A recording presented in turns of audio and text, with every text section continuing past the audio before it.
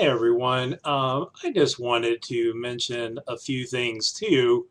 As we go throughout the class here, make sure to save the documents that you write for this technical communication class and either keep them on a thumb drive or keep them in a safe place on your computer. Better yet, at WCCC, they have this website, www.collegecentral.com/WCCC. And when you use that website, you can log in for the first time using your student ID number, which is on the very front of your ID. And then the other thing that you can do is you can put in WCCC. You can either use lowercase or uppercase letters. And then you can get in and you can start to use this site. You can create your resume there, and which you can also, also be used on the WCCC job site. But you can also, put a portfolio there. And what a digital portfolio is that you can create a portfolio initially, and then you can start to insert some documents into it. And so that's actually a very good idea and very helpful to do overall. So, that's something that I would suggest. And the other benefit of that is you can forward your portfolio to, potential employers. So all you have to do is you can put the person's email address in and you click forward and it goes on to them. Now, the other big thing that you really need to realize from this class is some of the types of documents that we write in here, you are going to be doing similar documents at work. Obviously, in writing a variety of emails, we've done some, or we will do anyhow, letters, memos, we do a consumer report. Oftentimes, you'll do like a status report, an accident report, an incident report. Those are very common. So those are some of the ones that you will do. And informal reports like we've done for this class, the consumer report is an example of an informal report. Typically those are of about 2 to 10 pages or so.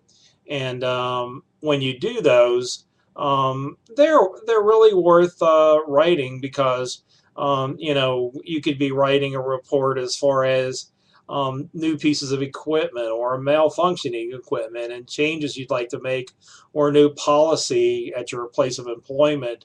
You will write a variety of reports. If you have to do a longer formal report, you'll typically will write that collaboratively as a group of people. So just wanted to mention that. But the practice that you get for this class is really invaluable. And the thing that I have to tell you is the skills that you learn, especially in writing, are very beneficial. But when you work in your future professions, one of the big things to be aware of is you always want to be able to articulate what you had in writing and also put it into words, clarify what you're trying to say and do that. So oral skills or verbal skills are just as important as the written skills. Now, in this class, as I said, we work on a consumer report, which is a more informal report. We also do instructions, okay? And as you know, instructions are just explaining something to someone with visuals, and so they can do it at a moderate level or even a medium level, so they can do it sufficiently.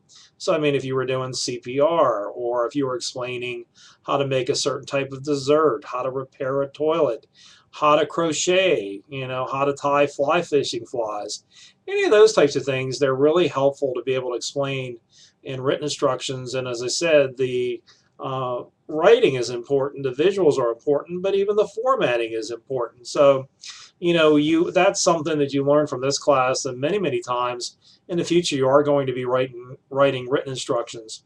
Now, the other point that you need to be aware of is with what you do, what you call processes. And processes, when you write those, is more or less explaining how to do something, but you don't necessarily have to write it with visuals. There is, in Chapter 7, at the end of the chapter, there's an example of a travel arranging for travel. You'll see it in chapter 7, and they have one that's written in paragraph form, and then they change it to more list form, and they change it to more of instructions, but that's more process as far as how to do something. So when you explain the process of doing something to someone, they either have to do it or they either have to understand how it's done.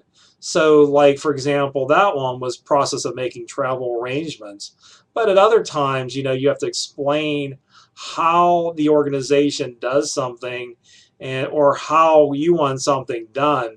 So again, a process doesn't necessarily have to have visuals, and the person doesn't necessarily have to perform it. They just have to understand how it is done.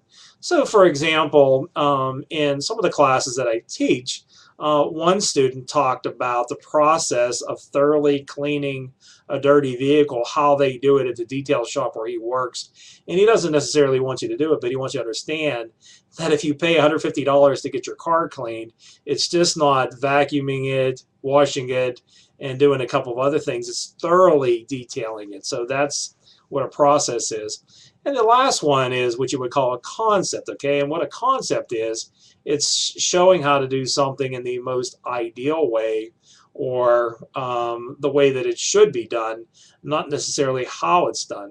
So if you watch the Steelers, there's one concept, is they basically call it prevent defense. They have the zone defense, especially at the end of the game, and basically they're trying to stop the other team from scoring. But I don't always necessarily understand it, because the idea is that you don't want them to score. But I mean, if you keep giving a team 10 yards at a time, another 10 yards at a time, eventually they'll score. I went to see a Baltimore Ravens game, and I guess it was in 2010, and that's what happened. The Ravens won the game on the very last play. Joe Flacco, I think, threw the pass to T.J. Houshmandzadeh.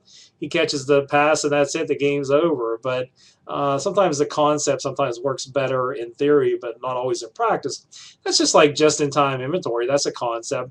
And the concept of that is you don't keep all this inventory in your warehouse or in your business. You just get it every day and you use it. What if there's a snowstorm? What if there's a hurricane, a flood? What are you going to do? What if UPS or FedEx is on strike? Just-in-time inventory doesn't always work. So, some of the things that you talk about in technical writing and, in other types of situations for concepts, sometimes they're good in theory, but not always good in practice, although they can be. I also wanted to tell you in my in-class classes today, I was talking about a few chapters in the book. Obviously, chapters 1 and 3 and 4 are probably the most critical in the book. Those cover the key concepts. Those cover the bedrock principles of technical communication. Then if you go on to chapter 7, which basically focuses on instructions and so on, that's a very, very important chapter.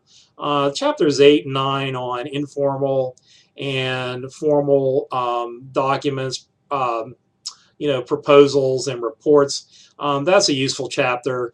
And then also as you go through some of the other chapters, especially, I think I know there's a chapter on web design, which I believe is about chapter 12 or 13.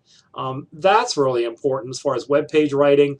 And you'll notice when you look at that chapter, there's also a page in there as far as how you start to design your website. What are some of the key points? And it follows the planning guide that's listed in chapter 1 and also in the back appendix of our book at the very end. The one that's at the very end of the book is a general planning guide. This one's a planning guide as far as on how to write effective websites and how to set them up and how to lay them out. It's pretty neat. There's also a chapter which is either 12 or 13 on visuals, using visuals and using them effectively. They also talk about using color with visuals, and that's obviously effective to look at, and I would encourage you to review that. There's a chapter in that area on resumes and employment-related documents, which is very beneficial. And then at the very end, chapter 17 on style, technical communication is one that I would encourage you to look at. So those are some of the key points, but I just like to give you some of these videos and give you a quick overview of some key concepts, and hopefully they are helpful. Thank you very much.